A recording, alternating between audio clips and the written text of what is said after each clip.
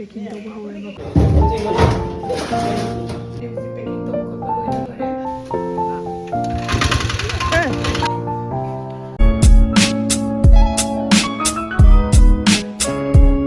Sidi lore jaro hai gadda hape sigi mathakta blanket hape lore sigi drum jima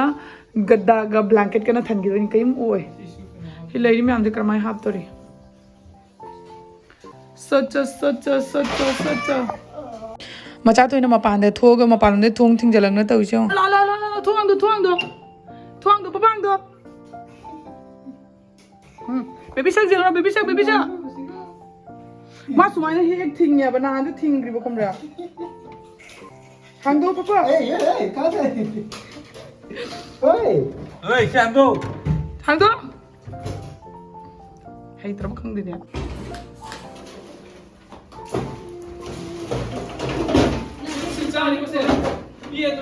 ya ha pie Audi packing kana tawi Audi box ani de ahum sure du ba poche ye than de ba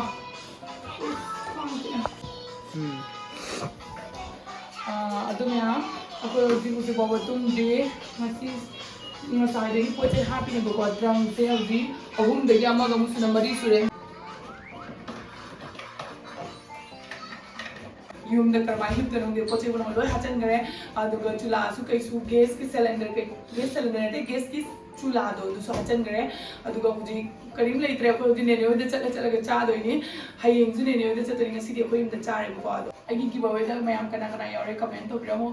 the next day adu mayam pe videos ki merak tak na mayam da makeup ki matang khatang haijaram ge handak ti ai pisum ju se mure na hane na mamang da pisum se mu bodo sisina agi huji final result ni magi maku kai kale basin de loi ko khre ba ko haidi huji kai sum leitre au na ai huji jam kana ke khalai momit oiro mamai oiro machin oiro lopena ma ke khalai ne ba ko haidi dum tam ba hai tare tamagani na hairak to ise aduna aina dum tam ge na aduga mayam da comment da sum mamang da hange chiche na gi mamai do yamna glow oi kai toge kai sisina gi hai na tai foundation ji sigale ka sisini Mamaearth ki glow serum foundation ga serum su yauraga moina pack toraga pirakpa ne ba aduna koina mamai da taiba matam da langkhat pa ma phauri ne ba haidi tungana koina serum leiba gi mathau tadre foundation duga serum duga dum punna yaura abani na ko aduga siga with vitamin C and turmeric kaina is se ko vitamin zina ko gi mamai se ngau tholi aduga turmeric sina akoi antioxidant protection pi ne ba adu mayam si se set 9 de lei adu do aina gi mamai gi karamba skin tone chane hab do ai yengini siga iska ko indian skin tone gi di am satina chana bani bu ko sigi foundation se adu ko gi yamna haidi ngau haning ba digai di magi skin tone do adu duga chap chana ba phang bani bu ko adu ai se siga karamba na bi decide tawre adu ga hojik tai ba haure bu ko adu ga slone na 2x instant glow period ne bu ko adu su 12 hour plus long stay lai do ne bu ko gi mamai siga Mamaearth se plastic positive amasung indian brand ne ba foundation se koina mamai de tai ra kanda akhoi yamna thaba heavy oibado adudo kaisum oira yamna lightweight oibako agi thadabagi masak tuga thaba loibagi masak se amtang yengo ani se khena dry haidi mamai da tayena khangdo dum serum du maina yam pabado aduna khoina sinabada su yam nungai bado oiba haidi daily basis se sinaraga su khoi mamai da kaisum nungai tabado poroi dui khoina foundation tayraga mamai da uring thokani khotkani kiba mayam ama leina ado sigi oina chemical amta yaudre harmful amata oira khoi skin da aduduna ina mayam da se suggest tawini adu dosi se 9 set to sula iba ko ai set punamak se me am do ulake adu ina uliba foundation se noina pamba taragadi aigi coupon ko suthanam ge ko adu noina sinaragadi noina 20% discount fangdoni magi price to gi tadoni duna agi coupon ko se so duna ki sina view ko noina leiba matamda as you know Mamaearth product are available on Amazon, Nykaa, Flipkart, Purple and gi masagi ba Mamaearth ki website ta su phangbi gani ba ko aduna noina apam mafam da gi chalaga adum loba ya aduna natana noina gi anak mafam da su Mamaearth ki store lai rabani ba ko noina kai ku store da visit to bataragadi ai gi comment box ta haini ro chele ba khudima ki moina akoi gi leiba ki website to ga link toraga uchar mon thae 2025 to 1 million tree uchar thana ba kan honari bani aduna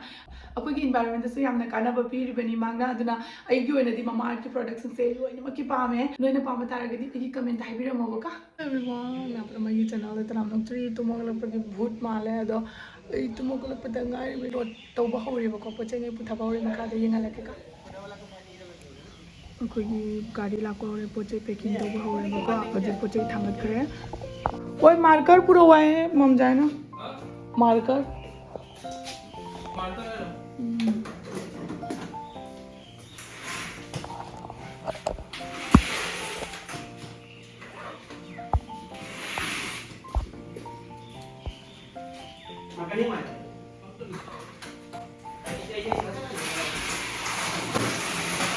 पुथाबदा problem लेट्रा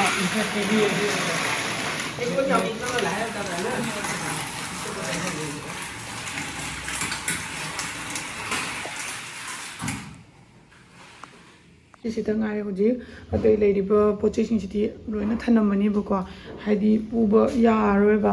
minjen gumbadi puni aduga gari puni aduga helmet che puni cho atai thanamba yaba khara di dum thanamani hoji phoba loidre nga si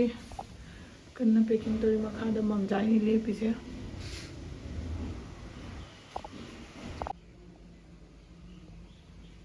sum laidra aduga sisina hunje kadbo pochei ni aduga sisina pithom doini bako aduga halat loire adagi senga kitchen jom ta yaw da kaim laidra adu asisidi adum thanamani laidre jaga laidre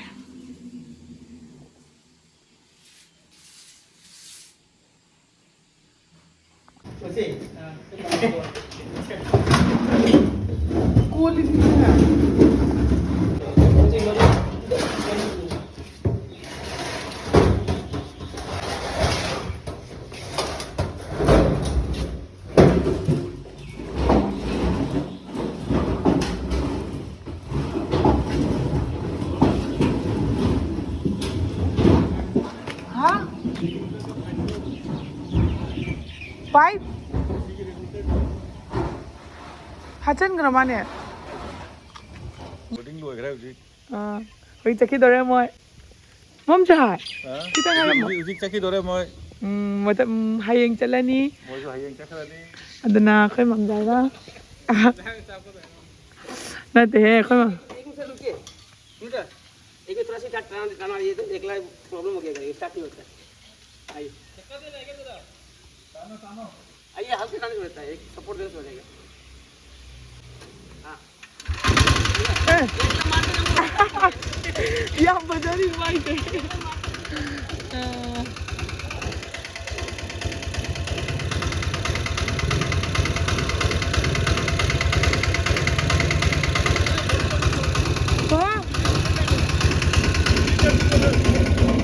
cái đâu kìa mua ăn cái đâu rồi nè hotel phone हुई है cái này cái kìa hotel Hindu का बोले ấy không thì đấy nó packing đâu được hotel लेके Hojing nong cha ka churi ba ko aduna I macha puraga nene hoida lai agi fi kara suba do kangdre ba ko adu gi fi do su nene hoida washing machine de sum do kana adu ka moi de su chak cha ba gi lai ni ei bi sum kai nom to ba phagi ni ko asmaina muri se phagi ni adu ji mathe na haw ba to yin halak ka sinu je haw do ra sinale bora sidana le sauce The half hours later. adu me am ko ji se packing to bolu re ko maus makha da kanna puthari adu ga khoi gi jum sa jik loina nan khare akhoi heyeng chatoi ni heyeng gi pung 8 makhai da 3 makhai da gi thok toini audo se ga ai puthawa ma je pot puthawa ogre akhoi heyeng ayu nganta chatoi ni nane ko poche nge se makha da dum putharaga thammage na akhoi hujik tagi loina set tawna thanam ge toini dustbin lakpada pung 11:30 aduga 10:30 daga la iba ko dustbin che moi lakpada moina puraga chatkina bagi aduga koi gi bag sing ngasagi trang loi thau le na ko hujik